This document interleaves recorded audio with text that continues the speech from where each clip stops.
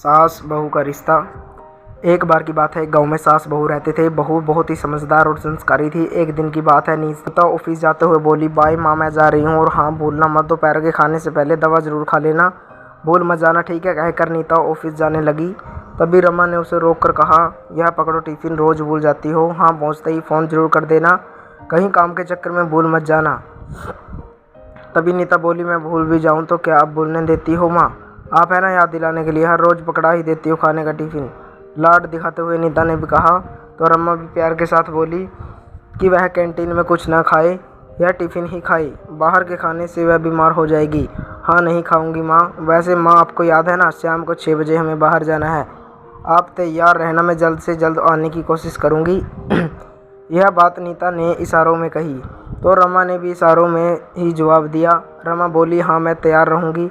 क्या इशारे हो रहे हैं दोनों के बीच? रमा और नीता को इशारों में बात करते देख सचिन ने कहा, देख लो पापा, जरूर यहाँ सास बहू की साजिश चल रही है। सचिन की बातें सुन रमा भी हंसे बिना नहीं रह पाए, मगर सचिन तो अपनी माँ के पीछे ही पड़ गया, यह जानने के लिए कि इशारों में नीता ने उनसे क्या कहा। बता दो माँ क्या बात है? यह हम सास बहू के बीच की बात है। यार से बेटे का कान खींचते हुए रमा बोली। बेचारा सचिन बिना बात को जाने ही ऑफिस चला गया। दोनों को ऑफिस भेजकर रमा 2 कप चाय बना लाई और फिर मज़े से रमन जी की बगल में बैठ गई और दोनों चाय पीने लगे।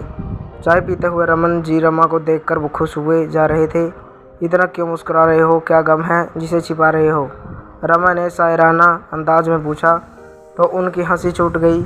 रमा कहने लगी, मुस्कुरा इसलिए रहा हूँ कि तुम भी ना अजीब हो। अरे बता देती बेचारे हो कि तुम सास बहू का क्या प्रोग्राम है, लेकिन जो भी हो, तुम सास बहू को देखकर मन को बड़ा सुकून मिलता है, वरना तो मेरा सास बहू के झगड़े सुन सुनकर दिमाग घूम जाता है।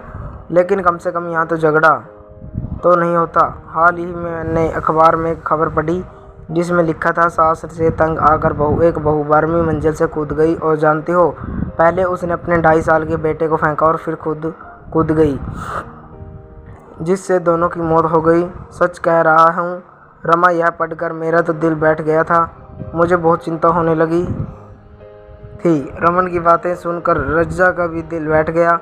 सोचो जरा उस इंसान पर क्या बीतती होगी जिसने तो माँ समझ पाती है और ना पत्नी, पीसता रहता है बेचारा माँ और पत्नी के बीच। रमा बोली, हाँ सही कह रही है आप। शायद हमारे समाज में जब एक लड़की शादी के बाद अपना मायका छोड़कर, जहाँ उसने लगभग अपनी आधी ज़िंदगी पूरे हक के साथ गुजारी होती है, ससुराल में कदम रखते ही उसके दिल में घबराहट सी होने लगती है कि यहाँ सब उसे दिल से तो अपनाएंगे ना, अपने परिवार का हिस्सा समझेंगे ना। ज़्यादातर घरों में यही होता है कि बहू को आए अभी कुछ दिन ही नहीं हुए कि जिम्मेदारी की टोकरी उसे पकड़ा दी जाती है।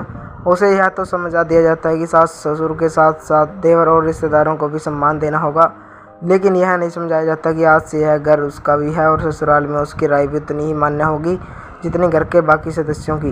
क्या एक बहू का यह अधिकार नहीं कि घर के हित के लिए जो भी फैसले किए जाए उनमें उसकी भी राय शामिल हो? क्यों सास को लगने लगता है कि बहू आते ही उससे उसके बेटे को छीन लेगी? अगर ऐसा ही है तो फिर न करें वे अपने बेटे की शादी, रखे अपने आंचल में ही छिपा कर। अगर शादी के बाद बेटा अपने परिवार को कुछ बोल जाए तो सबको यही लगने लगता है कि बीवी ने ही सिखाया होगा उसे ऐसा बोलने के लिए और यही झगड़े की जड़ है। ऐसा कहकर रमा थोड़ा हंसने लगी।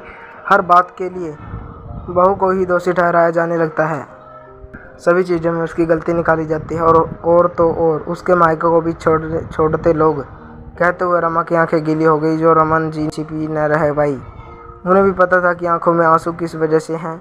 वह समझ रहे थे कि आज रमा वही सब बोल रही है जो उसके साथ हुआ है। उन्हें भी तो याद है कभी उनकी माँ ने रमा को चैन से जीने नहीं दिया, बात बात पर ताने देती रही और यहाँ तक कि थप्पड़ भी चला देती थी। वह रमा पर बेचारी और रो कर रह जाती, लेकिन वह कुछ नहीं कहती। लेकिन क्या कोई भी लड़की अपने मायके की बेइज्जती सहन कर सकती है भला?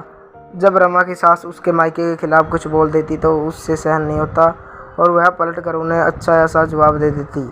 यह बात उनकी माँ की बर्दाश्त के बाहर चली जाती और वह गरजते हुए कहती कि अगर फिर कभी रमा ने ज़बान चलाई तो वह उसे हमेशा के लिए उसके मायके भेज देगी, क्योंकि उनके बेटे के लिए लड़कियों की कमी नहीं है, लड़कियां और आ जाएंगी। बेचारे रमन भी क्या करते, सब कुछ सुनकर और यह जानते हुए कि भी उसकी माँ की गलती है, वे अपनी माँ से कुछ न कह पाते। अगर कुछ बोलते तो जोरू व गुलाम कहते। मैंने तो पहले ही सोच लिया था रमन जी कि जब मेरी बहू का गृह प्रवेश होगा तो उसे सिर्फ कर्तव्यों और जिम्मेदारियों की टोकरी ही नहीं थमाऊंगी, बल्कि उसे उसके हक और अधिकारों का गुलदस्ता भी दूंगी, क्योंकि आखिर वह तो भी अपनी ससुराल में कुछ उम्मीदें लेकर आएगी।